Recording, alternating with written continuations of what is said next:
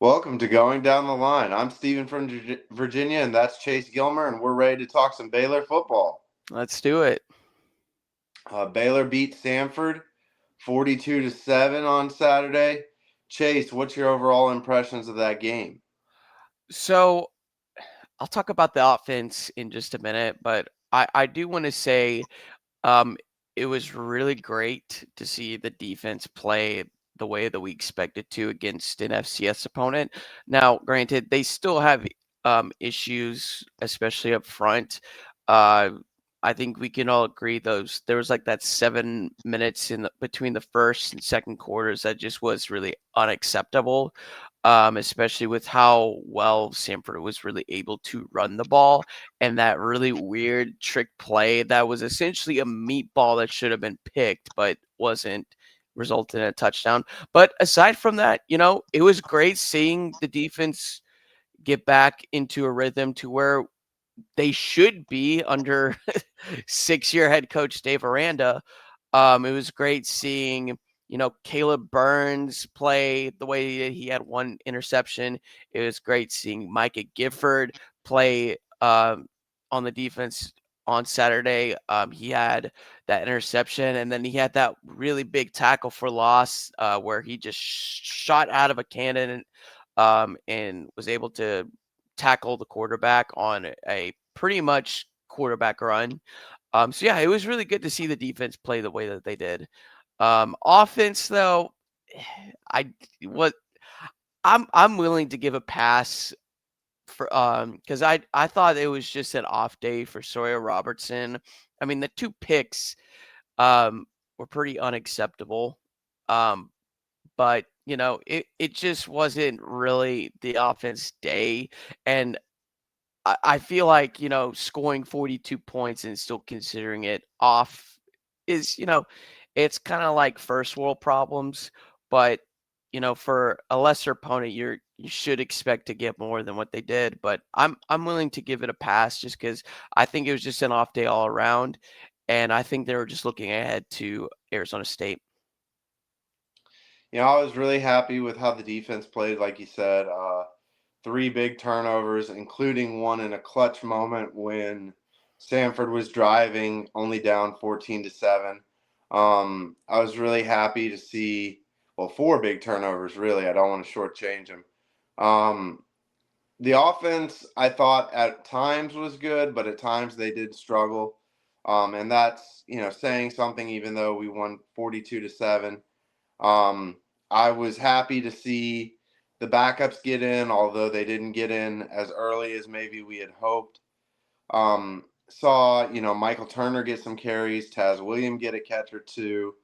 So yeah, I was happy with the offense and how things, progressed. I thought Sawyer maybe forced things a little bit. I think everybody kind of felt the pressure of feeling like they wanted more out of this game and kind of pressed a little bit. So, but I was really happy with the defense after the trick play touchdown to kind of lock in and really, show what they're about. Yeah, and it's really weird to see that Michael Turner actually finished second on the team in rushing yards, right behind Sawyer Robertson. Because in all honesty, I thought Caden Knighton had more than what was it, the 32 that he had. But maybe that's just me expecting more from the offense. But still good to see. Um, I was disappointed though, because speaking of the backups, I don't. I can kind of understand why Dave Aranda decided to keep the starters on the field, but at the same time, I don't think you're really doing this team any favors if, the starters are struggling the way that they are when you're up 35-7 already halfway through the third quarter. At that point, you need to really consider starting putting your backups in because as we saw, like up until what, probably 10 minutes left in the game, it took them that long into the second half to finally score again. So you're not giving the backups the needed time necessary that they can to actually get game experience during the season. Because what if, let's say Sawyer Robertson gets hurt that's not going to be good for us because Nate Bennett doesn't have as much experience as he should have because of keeping Sawyer Robertson in for as long as they did. But again, I feel like that's first world problems for me. Um, I'm not necessarily concerned, but it's just at the same time, I just wish we would have gotten to see more from our backups on offense. Yeah, I totally understand that. I think at some level everybody was pressing a little bit because once things didn't really progress past 35-7, I think they were really looking to kind of force things and make this a higher scoring game than it was. And that's kind of difficult because I feel like the guys were feeling kind of the pressure of the moment and feeling like they hadn't lived up to the moment, and that's part of the deal. I think the fans, or at least some of the fans, have put a lot of pressure and expectations on the team and on the coach. And when things don't go up to expectations, I think that they really feel that sometimes. So, yeah, Yeah. I definitely see your point on that.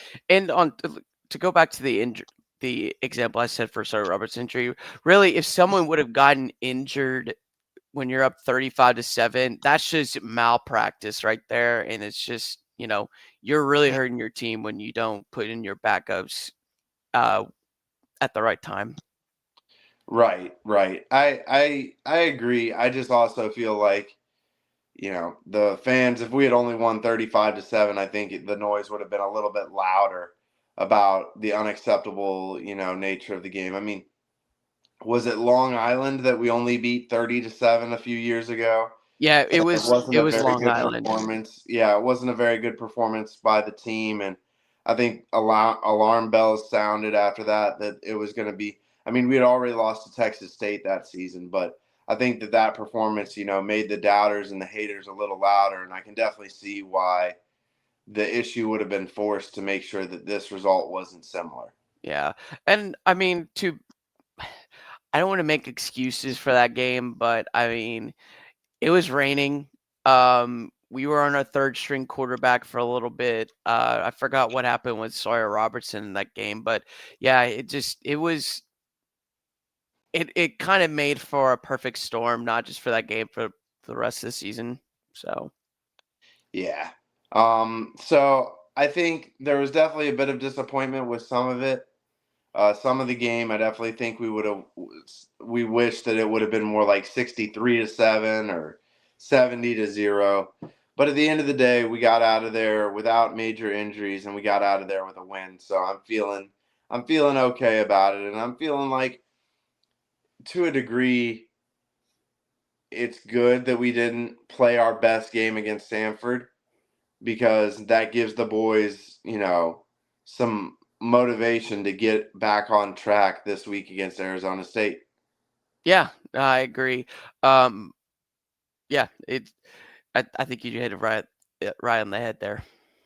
Yeah, and so to kind of turn the page to Arizona State, this game will be at 7:30 Eastern on Fox. It'll be a primetime game. Arizona State's coming to Waco.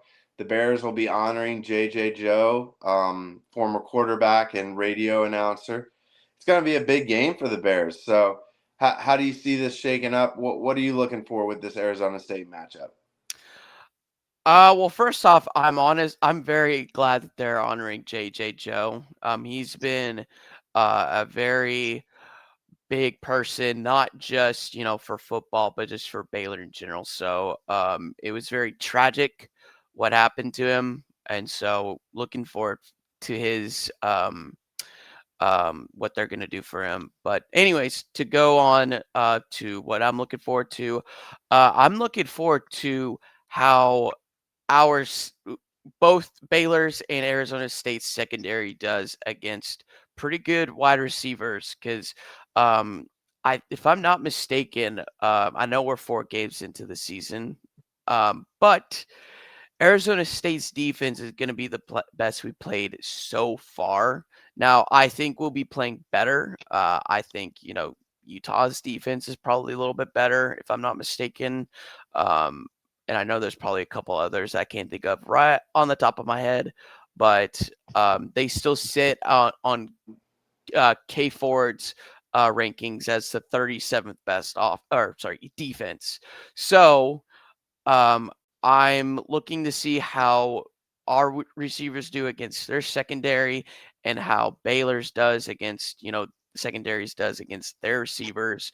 Our defense actually went up from, I think it was 92 last week up to 72, which is still not great, but it gets skewed by the fact that we had a performance like that against and a I don't want to say a bad FCS school because that makes it kind of negative, but you get what I mean when I say that. Right. I think the things I'm looking for the most is I'm looking for how Baylor's defense is going to respond, if they're going to keep the momentum going after playing well against Samford. And I'm looking to see how they play against Sam Levitt. Sam Levitt certainly didn't look good in the first half against Mississippi State. Um, and that's a game that Arizona State lost. And I'm looking for to see if Baylor's secondary can kind of play a similar or put out a similar performance this week. I'm looking to see how Sawyer Robertson and the wide receivers respond after a so-so performance against Samford. Yeah.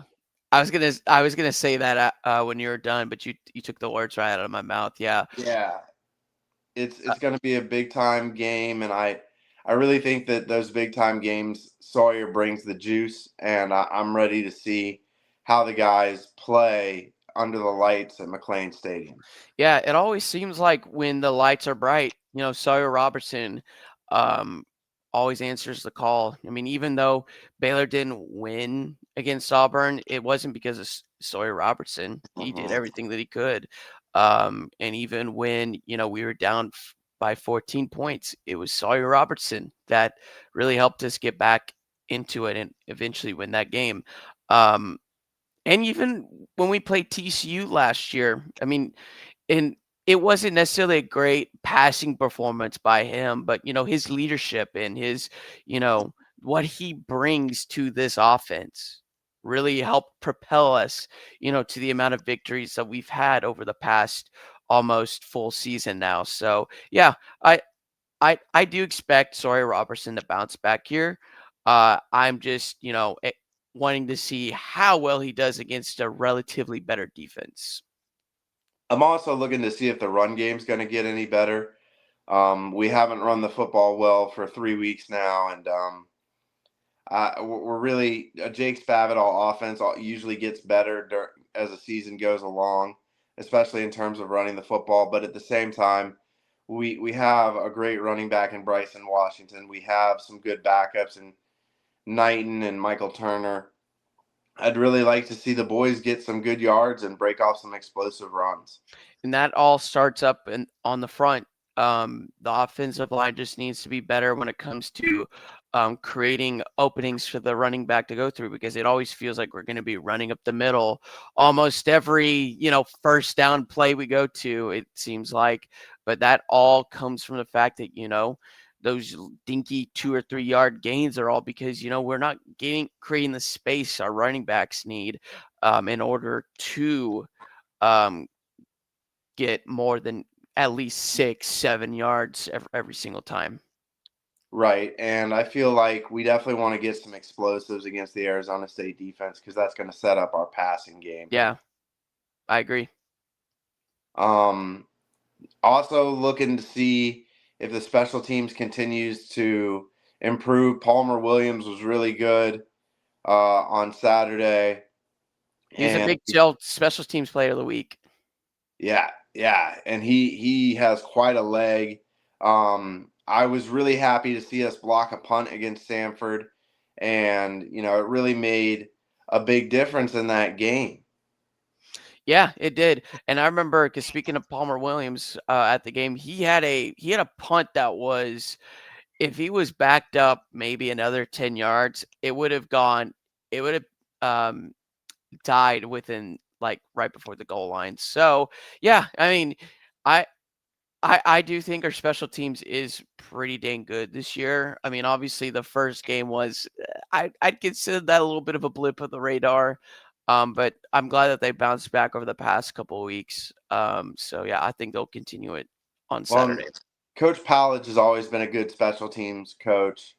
And so I really believe in that side of the ball for the Bears. It'd be He's really not the great. special teams coach. Well, so he was before, and he does have input on special teams. So, Right. No, I get um, that. I'm just saying he's not the special teams coordinator. right. Well, he's not the defensive play caller either, so he Fair has to do enough. something. Um, so I'd really like to see the boys get a punt return touchdown with Josh Cameron, or a kickoff return touchdown, and that would be really great to see this week. Yeah, I definitely agree with that. All right. Anything else you want to talk about the Arizona State game this week? Uh, I'm also wanting to see how our defense pressures Sam Levitt, because again, he's a great quarterback. Obviously, he hasn't been the same that he was last season, but he's still a great quarterback. So if we can get more, more pressure onto Levitt, I think that'll bode well for us throughout the game. Yeah, for sure. I'd really like to see us get some pressure on Sam Levitt. Force some early throws and some bad decisions that would lead to turnovers. That would be really impactful for the Baylor Yeah. defense. Yeah, that'd be huge. All right. Well, it's time for some picks of the week. A little shorter episode this week, but we've got 5 games that we want to pick. Chase, do you want to read them off and go first? Yes. So first game we're gonna pick is Texas Tech at Utah. That's 17 versus 16. The game is at noon Eastern on Fox. That's 10 a.m. Mountain Time where the Utes play. It's kind of an interesting time for that. You want to go first on that? Yeah, I really think that Utah will have a home field advantage in this one, so I'm going to take Utah. This is going to be a big game for both programs. These are probably the best 2 teams in the Big 12 right now. A lot of people have picked them to rematch in the Big 12 championship game. Give me Utah. Give me Utah to beat Tech. Yeah, I'm gonna go with the Utes as well on this one. And with all due respect to what Texas Tech has done already, this is the first team that they're playing that actually has a lot of talent. I would say. So I think Texas Tech will keep it close, especially with how well their defense has been. But I think in the end, the Utes are gonna win. Yeah, it's going to be a big game, and I think a lot of it comes down to keeping guys like Baron Morton upright and healthy for Texas Tech. He's had some injuries throughout the year and throughout his career. Utah is a really tough place to play, so Yeah. give me the Utes. Yeah, that's I wouldn't be surprised if Tech wins, but I just think Hmm. Utah's gonna win. Well, anyways, so the second game we're gonna pick is SMU at TCU. That is also a noon Eastern kickoff time on ESPN2. And I'll go first. I'm going with TCU on this one. I know that they also didn't look great against their FCS opponent, um, which, which was Abilene Christian. But I mean, at the same time, I'm a little disappointed with SMU's performance lately, especially against in the last game against Missouri State. They were down for I think it was 10-7 halfway through the second quarter. And I mean, they still won, but they just haven't looked like the same team that played in the ACC championship game and also played in the CFP. So I'm going with TCU in this one. I'm going to say TCU wins by 14. I'm also going to take TCU. I think the Big 12 is a better conference than the ACC this year. I think TCU showed how good they can be by beating Carolina on the big stage on ESPN on that Monday night game. Give me TCU, but give me TCU much closer. I still think SMU is a pretty decent football team, despite their performance against Missouri State. I think early in the year you're ripe for some clunkers, and that just ended up happening to them. So give me TCU close, probably 3 points or so. Well, SMU's got to right the ship quick before conference play because they play Miami and I think they play Clemson if I'm not mistaken. So Oh wow. yeah, I could be wrong, but I know they play Miami. But they got to right the ship pretty quickly because things could really turn really quick for them if things don't get better. For sure. For Yeah. sure. All right. Next game we're picking is Auburn, or sorry, 22 Auburn at number 11 Oklahoma. That is a 3:30 Eastern kickoff time on ABC. Steven, who do you have? Give me Oklahoma. I know Auburn looked really good against us, but this is another road game, a road test for Auburn. Oklahoma is a really tough place to play. John Mateer has looked really good. Give me Oklahoma, but give me Oklahoma in a shootout. Yeah, I'm gonna go with Oklahoma as well. I don't know if I'm going to say that's gonna be a shootout. Um, in fact, I think it might be just a little bit lopsided in OU's favor. So I'm gonna go with the Sooners. I think they win by 21. Okay, big game. Yeah. With all due respect to Auburn, I know we lost to them. I don't know. It's Oklahoma. OU's a hard place to play, as you and I know. So Yeah, for sure. all right. Next game we have is this might be a bit of an odd one for us, but I thought it would be a fun one to pick. Number 9 Illinois at number 19 Indiana. That is a 7:30 kickoff time on NBC. I'll go first on this one. Um, and this is a tough choice in all honesty, but I'm gonna go with Indiana in this one. If this was at Illinois, I would have picked Illinois in this one, but I think Indiana finally wins a big game that kind of didn't help give them any favors last season, despite making the college football playoffs. So I think it'll be close, but I'm going to take the Hoosiers in this one. Give me Illinois. I know Brent Bielema is the coach over there, and Illinois has looked pretty good this year. He's really turned that program around. I know.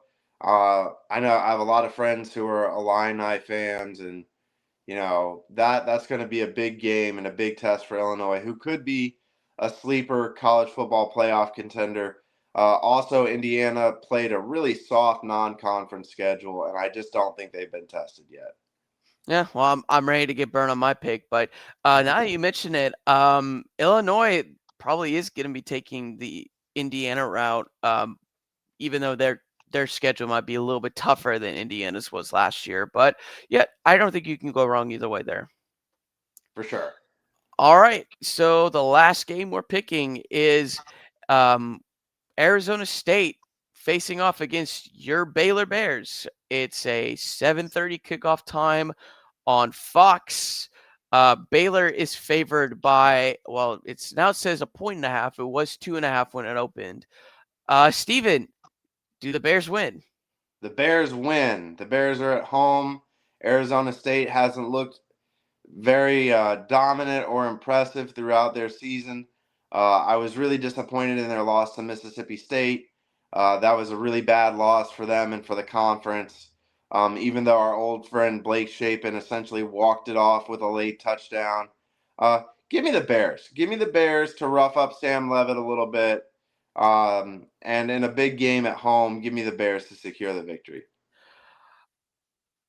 In our Big 12 preview, when we did the first episode for the season, I did pick Arizona State to beat Baylor. No, I'm kidding. I'm picking the Bears in this one too. Um, I do fully expect that our secondary is going to get really tested against better quarterbacks and better wide receivers than we have been already. But at the same time, Sawyer Robertson in our receiving core, I would say, has more of an edge than what Arizona State has at this time. I think this will be a shootout, but I am picking Baylor by final score 48-45. That would be a shootout. We've already won once this year by that score, so Yeah, hopefully we do again. yeah. I don't think it's going to go into overtime, but yeah, I probably have a slightly lower scoring game, but give me something like Baylor 31, Arizona State 27. yeah. Key thing is, all starts with the run for us. We're really going to have to run the football effectively, and we're gonna have to play defense pretty well, and we're gonna have to get in Sam Levitt's face a little bit and make him uncomfortable. Yeah, that is true. All right, well, we're gonna say sick 'em Bears and later, guys. All right, sick 'em Bears. See y'all Sick next 'em week. Bears later, guys.